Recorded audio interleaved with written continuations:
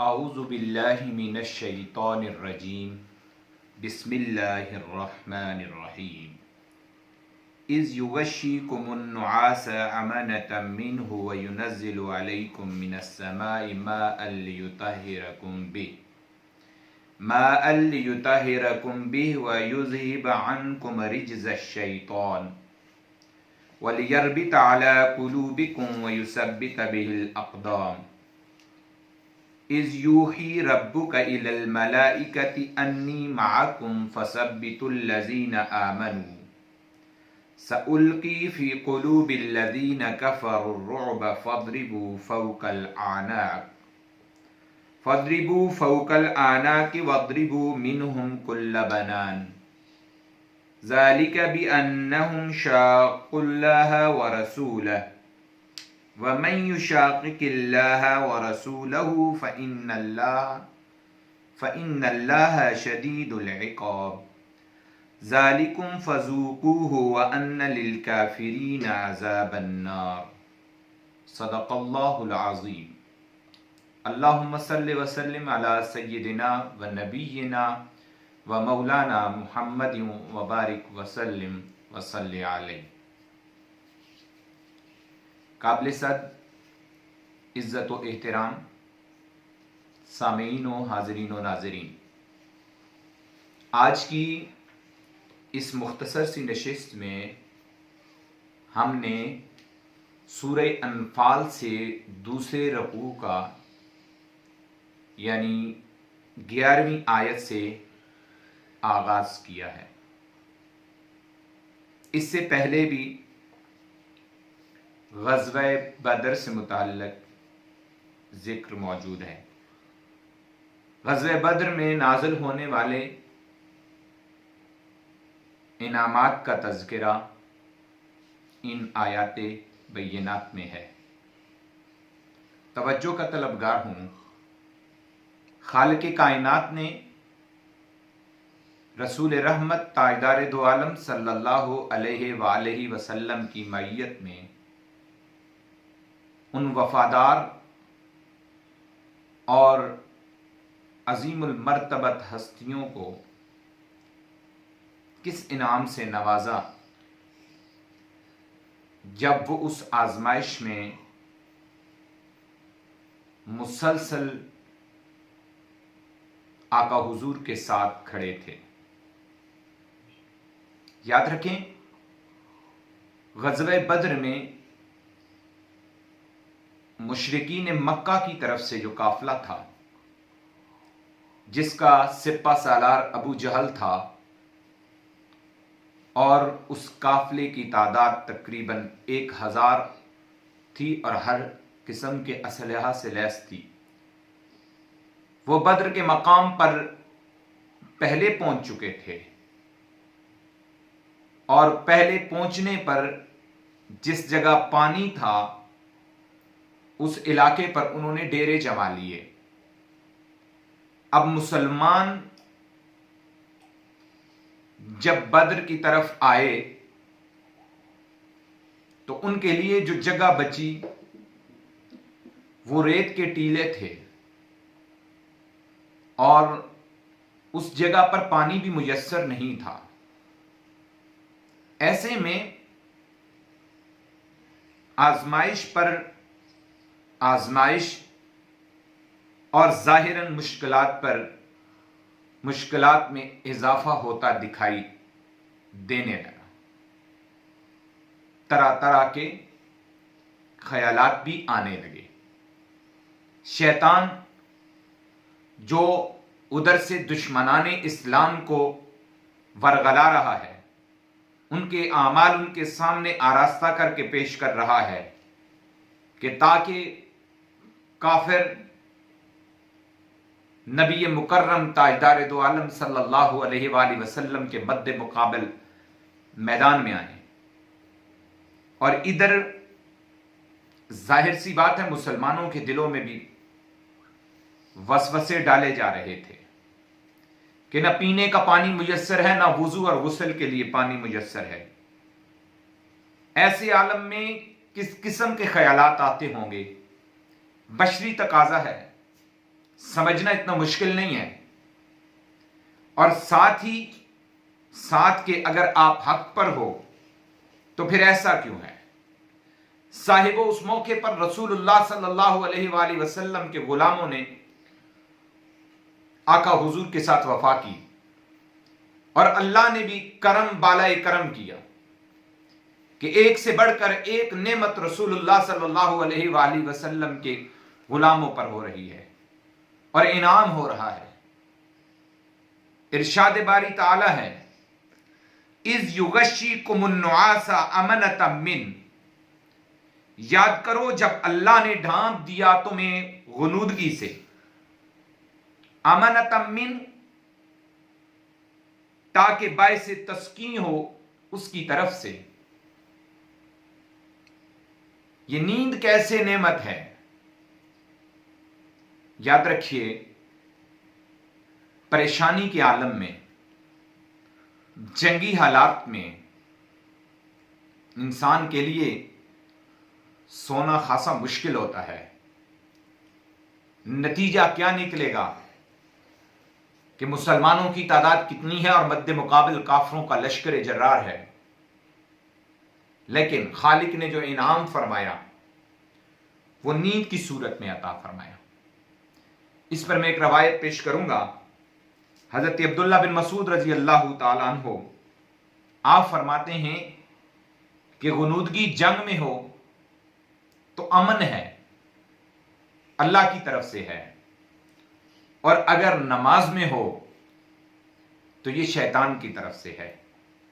तो यह जंग में वहां पर गुनूदगी, ऊंग आना और नींद आना और तस्कीन मिलना, उससे ये खालिक का एक इनाम था जो बद्र के शुहदा और बद्र के रसूलुल्लाह सल्लल्लाहु अलैहि वसल्लम के असहाब पर था।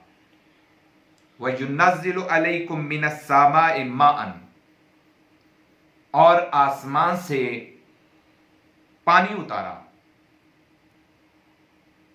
लियुताहिरकुम बिह, ताकि पाक कर दे तुम्हें उससे। साथ साथ वजह बयान होती जा रही है कि गुनूदगी या नींद या ऊंग इसलिए तारी की ताकि बायस तस्कीन हो गुलामान मुस्तफ़ा के लिए, ताकि बायस तस्कीन हो मुसलमानों के लिए। आसमान से पानी बरसाया, बारिश बरसी, लियुताहिरकुम बिह, ताकि वो तुम्हें खूब पाक साफ कर दे। वयुज़हिब अन्कुम रिज्ज़ शैतान, ताकि दूर कर दे तुमसे शैतान की निजासत को। वलियरबिता अला कुलूबिकुम, और मजबूत कर दे तुम्हारे दिलों को। वयुसब्बित बिहिल अक़दाम, और जमा दे उससे तुम्हारे कदमों को। कितना खूबसूरत अंदाज में बारिश के बरसने का जिक्र है, और फिर जिस्मानी तौर पर ज़ाहिरी ताहरत मुयस्सर आना और कल्बी तौर पर दिलों का मजबूत हो जाना और पांव का साबित कदम होना। जिस रेत पर चलना मुश्किल था, बारिश के बरसने से वो रेत मजीद जम गई वहां पर, और मुशरिकीन मक्का ने जो नरम जगह तलाश की थी, वहां पर सिवाय कीचड़ के बारिश की हालत में और कुछ मुयस्सर ना आया। अगली आयत सूरह अनफाल की 12 नंबर आयत है। इज यूही रब्बुका इलल मलाइका, याद करो जब वही फरमाई आपके रब ने फरिश्तों की तरफ, अन्नी माकुम, मैं तुम्हारे साथ हूं, फसब्बितुल लज़ीना आमनू, बस साबित कदम रखो ईमान वालों को। इससे पहले फरिश्तों का नजूल भी जिक्र हुआ मदद के लिए, और यहां पर तसल्ली की बात हो रही है, साबित कदम रखने की बात हो रही है। اور انعام یہ فرمایا سألقی فی قلوب الذین کفروا الرعب، میں ڈال دوں گا کافروں کے دلوں میں تمہارا رعب، فَاضْرِبُوا فَوْقَ الْأَعْنَاقِ، سمارو ان کی گردنوں کے اوپر، وَاضْرِبُوا مِنْهُمْ كُلَّ بَنَانٍ، اور چوٹ لگاؤ ان کے ہر بند پر، یعنی جوڑ جوڑ توڑ دو۔ خوبصورت سا انداز رسول اللہ صلی اللہ علیہ وآلہ وسلم آپ کے ماننے والوں پر انعامات کا کہ فرشتوں کو بھیجا جا رہا ہے۔ مفسرین کے اس میں دو اقوال ملتے ہیں۔ ایک قول یہ ملتا ہے کہ یہاں پر فرشتے نصرت کے لیے عملی طور پر جلوہ گر ہوئے، پریکٹیکلی آئے، اور اس کی تائید میں دو روایات پیش کرنا چاہوں گا کہ حضرت ابو داؤد مازنی رضی اللہ تعالیٰ عنہ جو غزوہ بدر میں حاضر ہوئے، فرماتے ہیں کہ مشرک کی گردن مارنے کے لیے اس کے درپے ہوا میں، لیکن اس کا سر میری تلوار پہنچنے سے پہلے کٹ کر گر گیا، تو میں نے جان لیا کہ اسے کسی اور نے قتل نہیں کیا۔ یہ مسند امام احمد بن حنبل میں ہے۔ اسی طرح معرفت صحابہ میں ہے کہ حضرت سہیل بن حنیف رضی اللہ تعالیٰ عنہ فرماتے ہیں کہ غزوہ بدر کے دن ہم میں سے کوئی بھی تلوار مشرک کی طرف کرتا یا اشارہ کرتا تو ہماری تلوار پہنچنے سے پہلے اس کا سر تن سے جدا ہو جاتا۔ یہ دو روایات سنانے کا مقصد کہ رسول اللہ صلی اللہ علیہ وآلہ وسلم کے غلاموں کی مدد کے لیے فرشتوں کا نزول کیسا ہوا۔ مشرکین کو سزا دی گئی، اور سخت سزا کہ فرشتوں کا نزول، اور فرشتوں کو کہا جا رہا ہے وَاضْرِبُوا مِنْهُمْ كُلَّ بَنَانٍ، اور چوٹ لگاؤ ان کے ہر بند پر۔ یہ اتنی سخت سزا مشرکین کے لیے کہاں، کیوں؟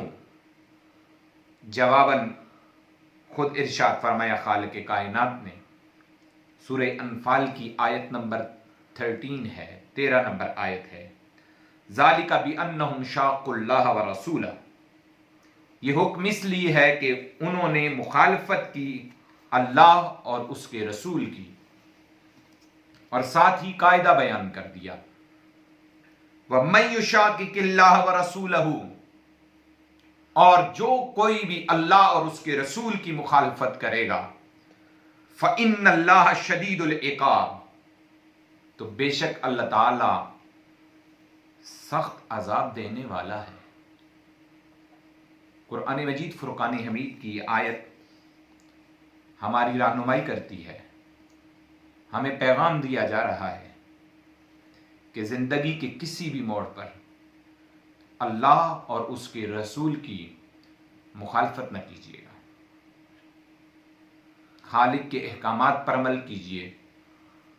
کہیں کمزوری ہو جائے تو استغفار طلب کیجیے کہ اللہ تعالی سے سچی توبہ کیجیے۔ جو مخالفت کریں گے تو اللہ تعالیٰ نے فرمایا فَإِنَّ اللَّهَ شَدِيدُ الْعِقَابِ، تو بے شک اللہ تعالیٰ سخت عذاب دینے والا ہے۔ ذَلِكُمْ فَذُوقُوهُ وَأَنَّ لِلْكَافِرِينَ عَذَابَ النَّارِ، اے حق کے دشمنوں یہ سزا ہے، پس چکھو اسے، نیز یاد رکھو کافروں کے لیے آتش جہنم کا عذاب بھی ہے۔ یعنی یہاں پر تو تمہیں سزا دی ہی جا رہی ہے، تمہیں قتل کیا ہی جا رہا ہے، لیکن اس کفر کے سبب اور محمد عربی آپ کے غلاموں کی مخالفت کے سبب تمہیں دوزخ میں ڈال دیا جائے گا۔ کلام مقدس کا یہ حصہ قافلہ انسانیت کی رہنمائی کرتا ہے۔ ہمیں سبق ملتا ہے کہ محمد عربی سے وفا کرو، اللہ تعالیٰ تمہاری مدد فرمائے گا۔ مشن رسالت مآب کے مطابق چلو، اپنے حصے کا کام کرو، تمہیں اللہ تعالیٰ مدد سے نوازے گا، اور اللہ اور اس کے رسول کی کبھی بھی مخالفت نہ کرنا۔ یاد رکھیے، غزوہ بدر 2 ہجری 17 رمضان المبارک بروز جمعہ ہوا۔ یہ غزوہ اپنی تاریخی نوعیت کا سبق آموز غزوہ ہے۔ واضح ہو گیا بالکل روشن کی سورج کی طرح کہ اللہ جن کی مدد فرمایا کرتا ہے انہیں بڑی سے بڑی سپر پاور بھی کوئی نقصان نہیں دے سکتی۔ شرط یہ ہے یقین اور ایمان مضبوط ہو، اور نبی مکرم کی تعلیمات یہ ہیں کہ اپنے آپ کو منظم کرو، اپنے آپ کو مضبوط کرو، اور اسلامی اصولوں کے مطابق زندگی گزارو۔ آج کی نشست میں یہی آپ کی سماعتوں کی نظر۔ دعا ہے اللہ تعالیٰ سچ بات کہنے کی، حق بات کہنے کی توفیق عطا فرمائے، اور عمل پر کاربند رہنے کی، عمل کرنے کی توفیق عطا فرمائے۔ وما علیہ الا البلاغ۔